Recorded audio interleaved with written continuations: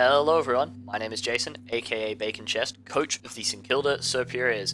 Welcome to pool game 2 of the GBA Fan Draft League. This game is going to be against Mayo and the a12's Big Bananas.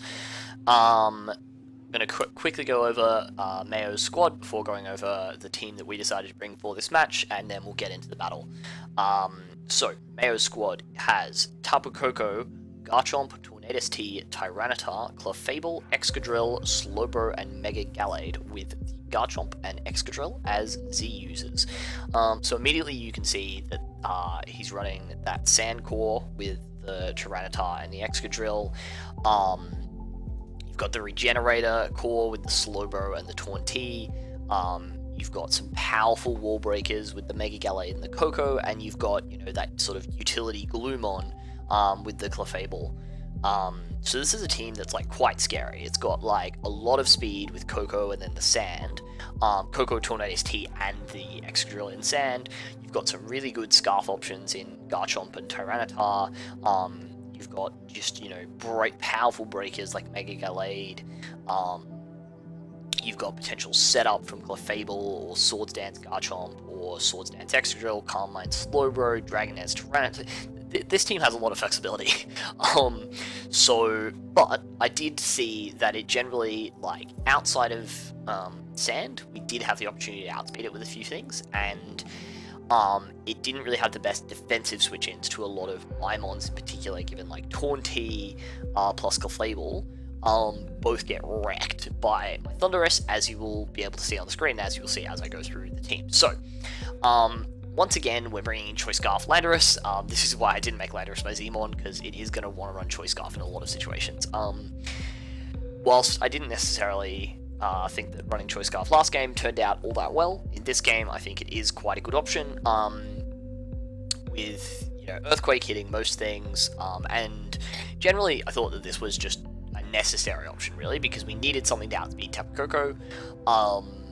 This achieved that goal with this set. Lets us run Adamant, which is super nice, because that lets us just put in huge damage. Even a U-turn is going to do a lot to things like Slowbro and Tyranitar, and even like something like Mega Gallade is not going to necessarily want to take those repeatedly.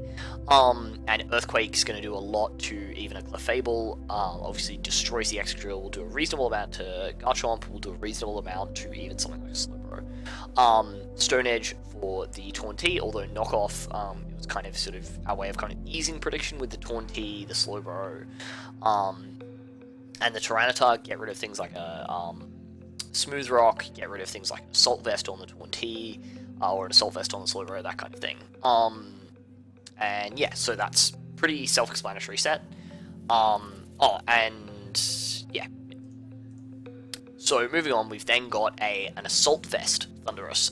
This was again a Tapu Koko switch in, because obviously Tapu Koko with 130 base speed outspeeds our entire team, and whilst we do have a dedicated response to it, that response is liable to get worn down, particularly with rocks up, and so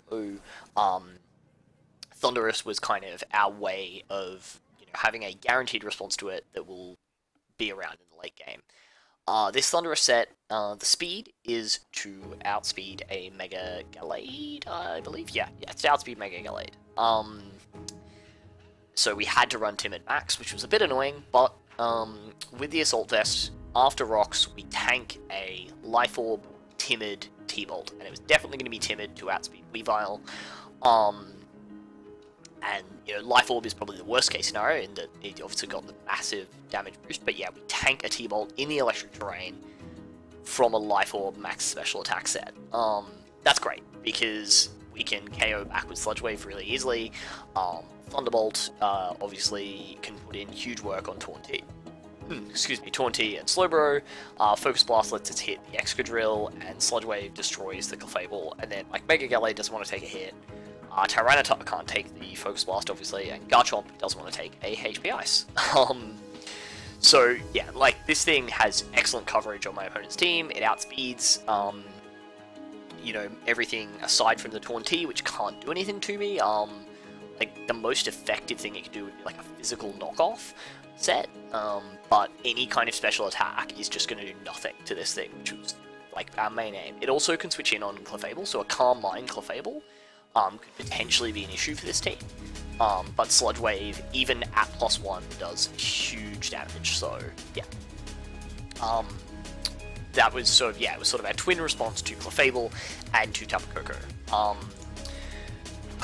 We then get to our, yeah, this is our actual Tapu Koko switch in, which is our Alolan Marowak, rocking almost max HP, max attack adamant, with 8 speed, I believe, just in case he decided to try and speed creep with Slowbro. I don't know why, but like maybe, and I suppose like, you know, offensive Slowbro with a like Hydro Pump could, you know, destroy this thing's life. So this way we'll at least probably get that Shadow Bone off first. Stealth Rocks were really important in this matchup to stop that Taunty from, you know, coming back in at full. They also, you know, chip away at things like the Tyranitar and the Tapu Koko and the Mega Gallade. And also they let me determine what Clef it is, whether or not it's an Unaware Clef or a Magic Guard Clef, which potentially changes how we go about taking it on. 5-punch Earthquake Shadowbone has excellent coverage, Shadowbone obviously being great, because if you decide to run a defensive Rocky Helmet Rough Skin Garchomp, we don't take damage when it switches in on us. 5-punch kind of eases prediction a little bit with things like the Excadrill, but generally we didn't really have any other moves to run here, right? Like 5-punch Earthquake Shadowbone gave us the greatest flexibility in terms of what moves we could click, and would generally KO a lot of my opponent's team. We then get to our Weavile. This is a choice banded Weavile, running enough speed for a timid Tornadus T, timid or jolly Tornadus T, and then a little bit of HP, just to have a little bit of HP basically, because we had those extra EVs. Poison Jab hits the Clef and obviously just destroys it with Choice Band, and then Icicle Crash, Ice Shard, a knockoff. Yeah, this thing, you know, puts in a lot of work on my opponent's team. I know I say that a lot, but like, this thing really does. Because nothing really switches in all that well on the Icicle Crash even, like even without any of the other moves. It's really like, you know, Excadrill, who like, okay, if you want to have your, no, Excadrill's not taking a neutral Icicle Crash particularly well. It's basically just Slowbro, right? And like Slowbro's not taking a Choice Banded knockoff to the face very well. And I wasn't necessarily even expecting Slowbro to come, given that the Thundurus was there to potentially take advantage of that. Next up we have Skarmory. This is a very specially defensive Skarmory set with a calm nature.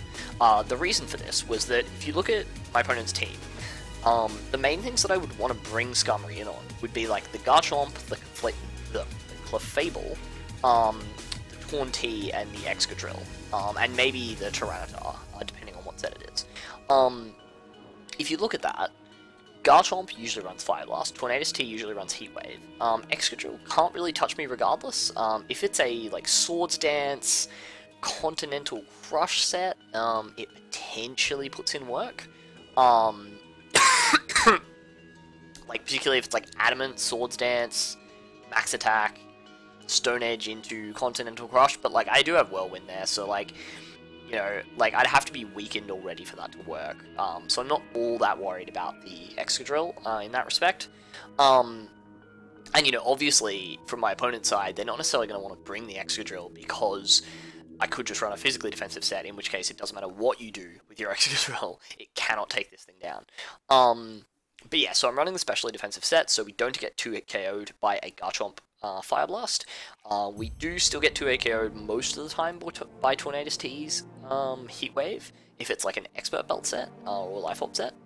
But only if it's, I think only if it's Modest, or potentially only if it's Life Orb, something like that. But like generally we can live hits from that thing reasonably well. We can live Fire Blast from Clefable, and we can live Fire Blast from Tyranitar. So yeah, this thing sets up spikes. Given that my opponent's hazard removal is Excadrill, which I've just explained he may not even bring. But even if he does, that means he can't run like a Choice Banded Excadrill, he can't run like an Expert Belt set or a Life Orb set. No, sorry, he can. Sorry, he can still run those things, but if he runs Life Orb, he's taking damage to get rid of my hazards. I'm okay with that, and if he doesn't decide to bring Excadrill, then Spikes plus Stealth Rocks can really stack up on this team and start making it a lot easier for things like Choice Banded Ice Shard to pick off the Remnants. Lastly, we've got Mega Gardevoir back again, once again, with Hyper Voice, Focus Blast, Will-O-Wisp, T-Bolt. Will-O-Wisp to ease prediction on the Excadrill or Tyranitar switch-ins. This thing, actually, really what it did for our team in this matchup was that it switches in on Mega Gallade, because it's not 2 KO'd by any attack that a Mega Gallade would usually run, because, I mean, if you look at a Mega Gallade against my team, you're going to run Close Combat, you're going to run either, like, Knock Off or Psychic Stab to hit my Marowak. And you're gonna run Ice Punch to hit Landorus and Thundurus, right? Like, you have to run those things. You might run Ice Punch, Thunder Punch, I suppose? Ice Punch, Thunder Punch, Close Combat. And then you might run Swords Dance, because you might want to try and set up. Regardless of what set it was, Gardevoir tanks the hit, tanks a +2 hit, and KOs back with Hyper Voice. With the amount of HP and the amount of defense I have. So, yeah. And then T-Bolt, obviously, to hit the Taunt-T. Focus Blast, yeah, hitting the Excadrill and the Tyranitar. So yeah, that's our sets. Let's get into the battle. So, as you can see, I'll describe what's happening here, and then we'll switch the side, so we can go from my perspective. You see that it brings the Tyranitar, the Tapu Koko, the Tornadus, the Garchomp, the Clefable, and the Mega Gallade. So, we don't see the Slowbro, which makes sense because I've got that Thundurus there, because I've got that Weavile there, because I've got that Marowak there, and we don't see the Excadrill, so I'm like pretty happy about that, to be honest, because as I said, I did bring a specially defensive Skarmory, which doesn't take on an Excadrill quite as well. Let's just switch sides. I lead off with my Skarmory because, as I said, I built this so that it can take Heat Waves, I built this so that it can take Fire Blasts. And so I'm just going to get up a Spike because, again, I see no Excadrill here, which means no Rapid Spin. We just want to get up these hazards. I get the Spike. We're going to live 2 of these. As you can see, it's not a Life Orb set, so I just decide to go for another Spike. I don't care. Oh, no, sorry, no. That's right, I did go for the Toxic because I thought, well, I can get a Toxic on Tornadus really early game, which would be great if he decides to stay in. If he did decide to go for the U-turn, I can get a Toxic off on the Tapu Koko, which is the obvious switch-in. We missed that Toxic, that's just great. I played this game on the same day as the previous game, and after missing the Stone Edge early game last time, I was feeling really, really bad about the fact that I just missed a Toxic, and I was like, oh, that's just awful.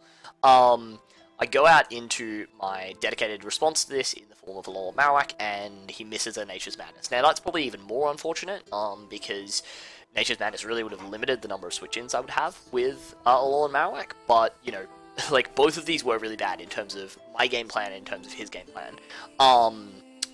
Because, you know, my game plan is obviously to weaken this thing, you know, for later in the game, and his game plan is obviously to weaken this thing, so that Tapu Koko can clean up. Goes out into the Tyranitar as a very, very bold switch-in. Given that I could have very easily clicked Earthquake, I don't know if he was trying to sack this, I just don't know. But, yeah, I decided to just click Rocks because, again, he has no way of getting rid of them. Now we've got Rocks and Spikes here to stay for the rest of the game. I go out to my Landorus as Click Stone Edge does 40%. That is probably Scarf damage, given I don't see any other item, and because this isn't a Sand team, so I don't know why it would be anything else. But crucially, after I click U-turn and the Garchomp takes around 30%, which indicates to me that it's an offensive Garchomp, I am still at 47, which means I still live another Stone Edge from that Tyranitar, assuming that I am getting the Intimidate off. So that's good knowledge for later in the game. I go out to Weavile, and I have to click Ice Shard here because I don't know if this is a Scarf Garchomp or not. Goes out into the Clefable, we now know that it's Magic Guard, and judging by that damage, we now know that this is a max defense, bold Clefable with max HP. That's good, because it's now not as much of an offensive threat, and so I can just go out into Skarmory. I'm not be too worried about that, as he goes into Garchomp. Now, I have repeated this several times, but I can take Fire Blasts with the Skarmory, so I just decide to click Roost as he goes for the Z Infernal Overdrive, and I'm thinking that's going to destroy my life. I did not think to prep for that. I mean, it's fine, because I can just come out with Weavile afterwards and click Ice Shard, and that's all well and good. But yeah, I clicked the Roost, and oh wow, we actually lived that. I'm thinking, huh, he must be like no investment, like must be like fully physically offensive, maybe like a Adamant set or a Jolly set, and so, but he was just thinking, oh, I've got this specifically for this mod. Then he clicks Swords Dance, and I'm thinking, what are you doing here, my man? Because like I can just click Roost, and then he clicks Fire Fang, and I'm like, oh, Fire Fang. So it was Z Fire Fang Garchomp, which is just pretty dank. And yeah, so that was just kind of bizarre. To be honest, like not at all what I was expecting. It clicks the Fire Fang as I've just clicked the Whirlwind here, and I get the flinch, which like that's terrible. Like now, instead of having that Skarmory around for the late game as an extra sack, and you know potentially extra differential, you know if I then go on to win the game, I now don't have that around. So that's quite annoying. But you know, oh well, it is what it is. Bring out the Weavile. We click Knockoff because I ain't about missing Icicle Crashes. I don't want him to be able to switch into Clefable. But whereas Ice Shard sort of does around 20, but doesn't really do anything to it for the long term, Knockoff would at least get rid of its item. We don't really need our HP on our Weavile because we outspeed everything except for the Tapu Koko, which we're not taking a hit from regardless. So yeah, I decided to go for the Knockoff there. Take that little bit of rough skin, but we get rid of that thing. Now he goes out to the Gallade, and as I said in prep, we just go out to Mega Gardevoir on this thing. As he clicks Swords Dance, and I'm thinking, cool, this is fine. You know, you cannot kill me. I remember to Mega Evolve properly this time, does 80% with Ice Punch, and bam, goodbye Mega Gallade. Goes out to Tornadus, and I really wanted to save Mega Gardevoir here. Not for any real reason, like it, you know, if it's a Scarf Tyranitar, it gets outsped and killed, it gets killed by this thing, gets killed by Tapu Koko. It does put in work on the Clefable, which I was like, not hugely worried about, but maybe like a little bit worried about at this point. But I just could not risk going into Landorus on a HP Ice, I couldn't risk going into Weavile. I was really tempted to go Thundurus, but I was kind of predicting the HP Ice, and that would have done a little bit of damage to Thundurus, and I did want to keep my HP on that thing for later in the game. So we let Gardevoir go down, it goes out into the Tapu Koko, and now here's where that damage earlier in the game makes a big difference, because we can just really freely bring out Marowak. Goes for the Nature's Madness, gets off 47%. I mean, realistically, that doesn't hugely matter, right? Like, even if he had gotten that 50% off earlier, in this situation, he can't get off any damage. Like, he still can't kill me from 50. So I don't think that made a huge, that miss earlier in the game made a huge difference. But yeah, we're able to just destroy that thing with a Shadow Bone, brings out the Tyranitar, and I think, yeah, we just let this thing go down. I'm pretty convinced he's Scarf at this point, so we bring out the Landorus, and this is where the end game, I actually thought about this a lot more than I needed to, because, yeah, as it turned out, it wasn't actually that big of a deal. But yeah, I'm just going to click U-turn here, on the fairly obvious switch into either Clefable or Tornadus. Goes Tornadus. Because 2 U-turns would have killed that Tyranitar regardless. So we're able to go out into Thundurus. We're able to show off our Thundurus set as we tank that Heat Wave, no problem. Click the T-Bolt, down goes the Tornadus. Goes out into the Clefable, and I'm like, cool, we just click our Sludge Wave, we do like 62%, which is just huge damage, great damage. And we're able to bop it with the next Sludge Wave, and now this is looking pretty safe. I have a bit of a brain fart here and have to think about this for like a good 2 or 3 minutes, because, so I go down to a Stone Edge here, and I'm thinking, okay, so I don't know why, but I for some reason thought that Scarf Stone Edge would that Scarf Tyranitar would outspeed my Landorus, and I knew that at the range it was at, I could live, but obviously I couldn't live, hang on, yeah, no, for some reason, I was just sort of thinking, hang on, I'll get outspared and he'll potentially kill me with a crit. So I was kind of contemplating, I don't know what I was contemplating, like, going Landorus and then doubling into Weavile and then, oh yeah, because, yeah, I was thinking maybe it was a damage roll, depending on what set he was. So I was, you know, I was contemplating going Landorus, doubling into Weavile, and then going back out to Landorus, and then I realized that, like, actually, wait, no, let's just click Earthquake, and then I'm like, oh yeah, of course, I outspeed a Tyranitar with my Lando set, as you would have seen. I think max speed Jolly T-Tar hits like 243, I was 260 pre-Scarf, cool. So we're able to pick up our first win of the GBA Fan Draft League over Mayo and the a12's Big Bananas. GG to Mayo, good luck with the rest of your games. And yeah, so that puts us back on level pegging, not quite because our differential is quite bad because of that 4-0 loss in our first game. Pick up a 2-0 win, so we're at -2 differential. 2 more games to go. Hopefully we can pick up a couple of wins in those, make it through to the knockout stages, and then we'll see how we go. So, thank you for watching, and until next time, peace.